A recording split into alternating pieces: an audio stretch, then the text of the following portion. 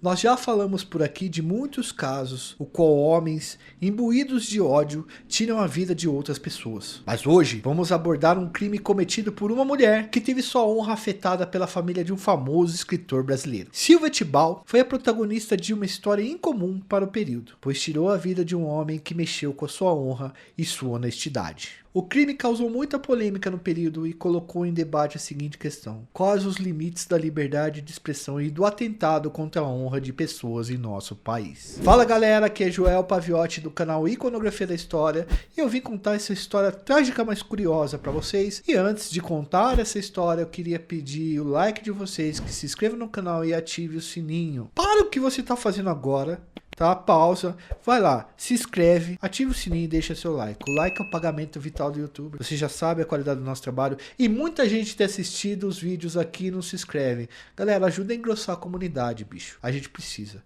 Edu, roda a vinheta.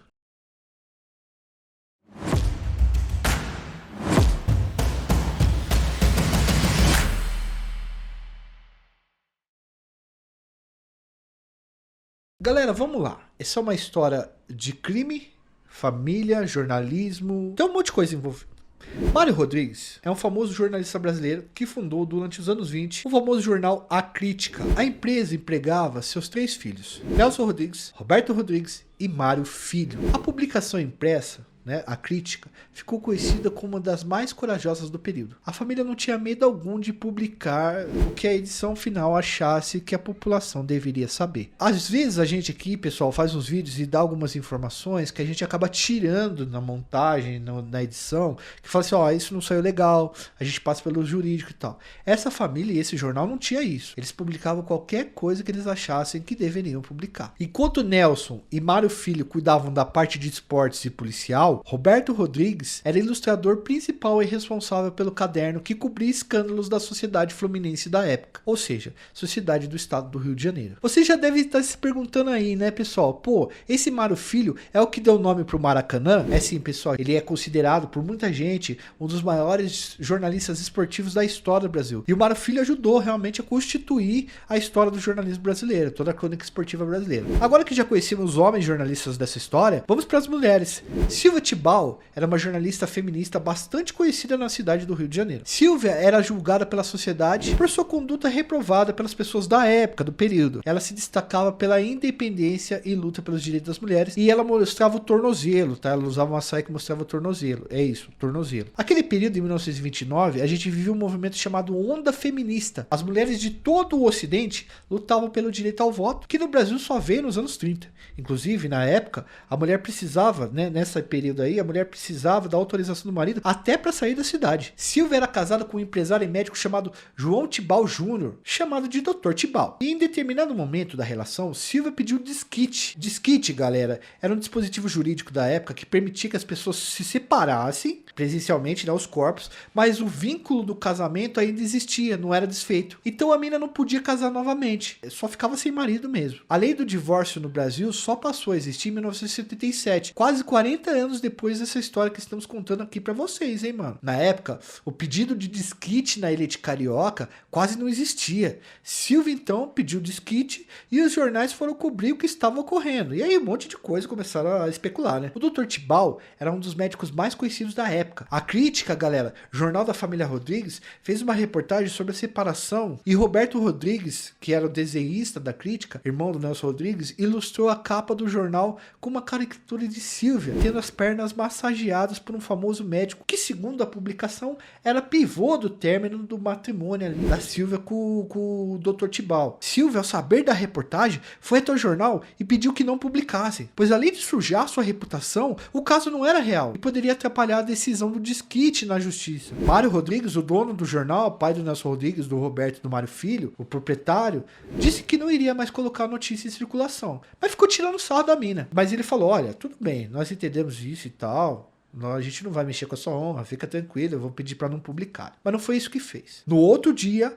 a charge e a notícia se encontravam nas bancas. E a charge realmente era bastante ofensiva, cara. Era bastante ofensiva à honra de Silvia. Vou pedir para Edu colocar na tela a imagem pra vocês verem aí. Ó, vocês podem ver que o médico tá passando as mãos na perna dela. E isso era um período que a mulher não podia mostrar o tornozelo, tio. Alguns autores sustentam que, na verdade, Mário Rodrigues tinha problemas com o Dr. Tibau. Tibau era apoiador de Getúlio Vargas. Getúlio Vargas já era um político conhecido naquela época, nos anos 20, mas ainda não tinha virado presidente. Ao que foi apurado, Mário Rodrigues teria liberado a publicação da charge para atingir o Dr. Tibau, que era Getúlio Vargas roxo, manja. Silva, então, acometido por uma revolta raivosa por ter visto aquilo publicado, comprou uma arma, comprou um cano e foi até o jornal para lavar sua honra. Atitude típica de homem na época. Na época, galera, o cara que tirava a vida de uma mina por achar que ela estava traindo ele e tal, geralmente era absolvido por uma tese da defesa chamada legítima defesa da honra. Chegando ao local, já carregando um cano na mão, mas na cinta, Silva não encontrou o proprietário, ou seja, Mário Rodrigues. Porém, Roberto, filho de Mário, estava lá. Era início da manhã, Roberto sempre trabalhava no meio da madrugada para fazer suas coisas. O Nelson Rodrigues também estava na sala, tá? O famoso autor, estava na sala, mas ela pediu para conversar com o Roberto em particular, já que era o Roberto que tinha feito a ilustração.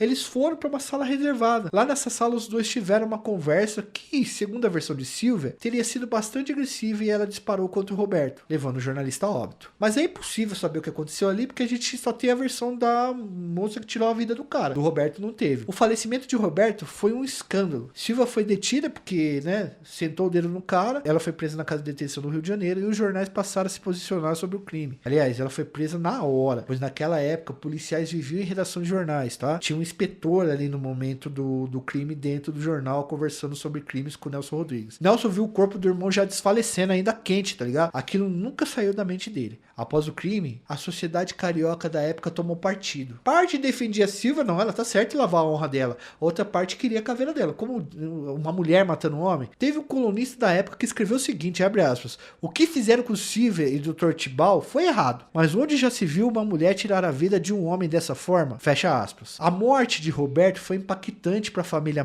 de Mário Rodrigues, tá ligado? O Mário, pai dele, faleceu meses depois acometido por problemas de saúde em decorrência da tristeza gerada pela perda do filho, porque ele liberou a edição, né? O julgamento de Silvia virou um evento de entretenimento, galera. Foi a primeira audiência da história do Brasil a ser transmitida por rádio. Chegou na casa de muita gente, principalmente da elite carioca. A população fez torcida, parte dela pela absolvição de Silvia, parte dela pela condenação de Silvia. Ao fim do julgamento, Silvia foi considerada inocente, com base em um artigo, veja só, galera, um artigo que existia antes de ser, mas ele foi tirado do Código Penal de 1940, mas ele existia em 29, no qual dizia que era inocente a pessoa que cometesse crimes em situações de perturbação mental ou honra ferida. Geralmente, essa tese da legítima defesa da honra, na época, era usada para livrar da justiça maridos que tiravam a vida de mulheres pegas em adultério. A tese era conhecida, né, como legítima defesa da honra por motivo de forte emoção. Em 1930, a família Rodrigues foi praticamente expulsa do Rio de Janeiro, pois seu jornal se colocou frontalmente contra Getúlio Vargas, que virou presidente após um golpe de Estado. Vargas acabou fechando o jornal A Crítica, manja, porque o Mário era inimigo dele. Nelson e Mário Filho foram contratados pelo jornal O Globo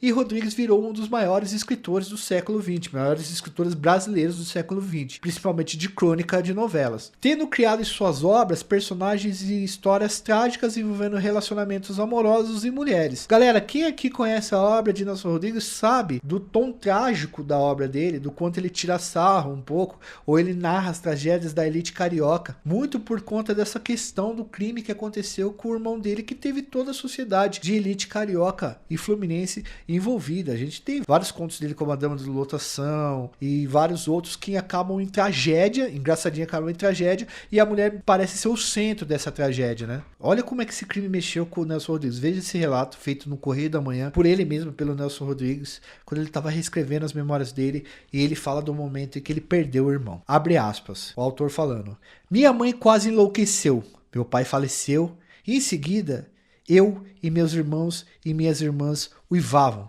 Digo uivavam de desespero e de ódio. Todos nós tínhamos vergonha de estar vivos e Roberto não. Mas só eu vira e ouvira.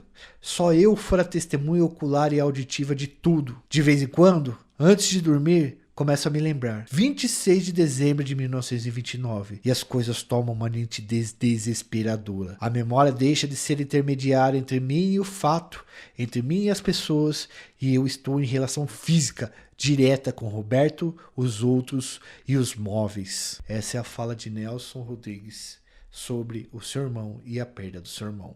Fecha aspas. Galera, espero que vocês tenham gostado desse vídeo. É meio bad, curioso, interessante, mas é mais uma história que nós trouxemos para vocês. Antes de ir embora, peço para vocês, deixem seu like, faça inscrição no canal, ative o sininho, clique no botão valeu se você quiser fazer uma doação de dinheiro para ajudar na nossa estrutura, vire membro no canal e até uma próxima. Fui!